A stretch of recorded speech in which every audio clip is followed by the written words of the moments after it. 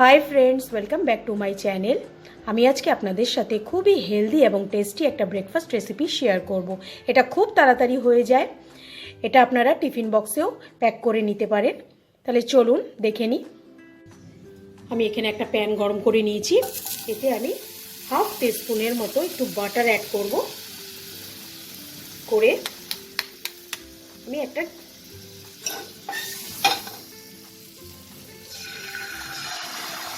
Toast তৈরি করব। এতে আমি খুব সামান্য ব্ল্যাক পেপার পাউডার দেব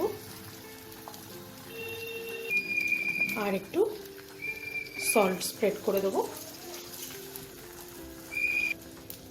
টোস্টটা আমার রেডি হয়ে গেছে।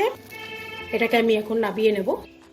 এই প্যানে আমি আবারও সামান্য কিছুটা বাটার অ্যাড করব।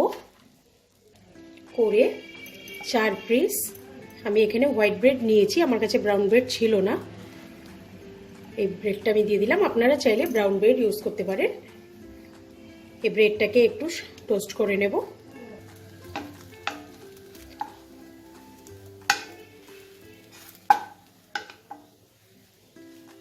আমি এটাকে উল্টে নেব।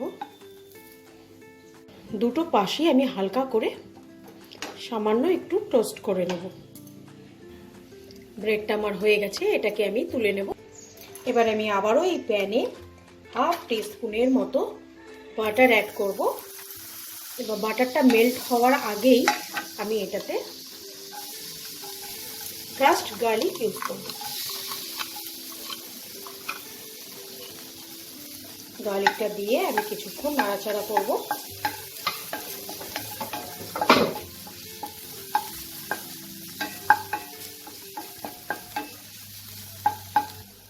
এটাকে আমি কয়েক সেকেন্ড নাড়াচাড়া করে নিয়েছি। এবার আমি কেটে রাখা গাজর দিয়ে দেবো।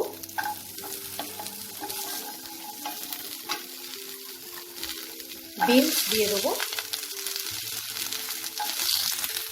এতে আমি কিছুটা ব্রোকলি দিয়ে দেবো।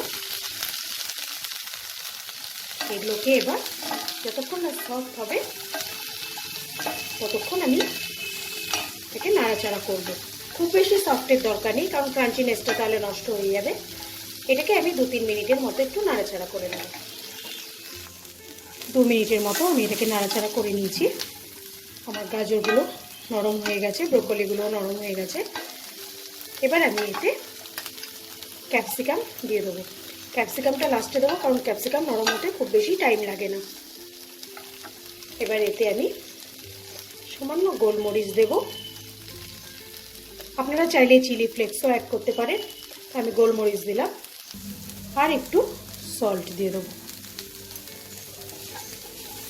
এটাকে কয়েক সেকেন্ড নাড়াচাড়া করে আমি এটাকেও নামিয়ে নেব। তৈরি হয়ে গেল আমাদের একদম হেলদি একটা ব্রেকফাস্ট। এটা যারা ডায়েটে আছেন তারাও খেতে পারেন, বা যারা ওয়েট লস করতে চাইছেন তারাও খেতে পারেন। আপনাদের যদি আমার আজকের ভিডিওটা ভালো লাগে লাইক শেয়ার করবেন আর আমার চ্যানেলটাকে সাবস্ক্রাইব করে আমার পাশে থাকবেন। আজকের মতো বিদায় জানাচ্ছি। আবার আসবো নতুন কোনো এক রেসিপি নিয়ে। বাই।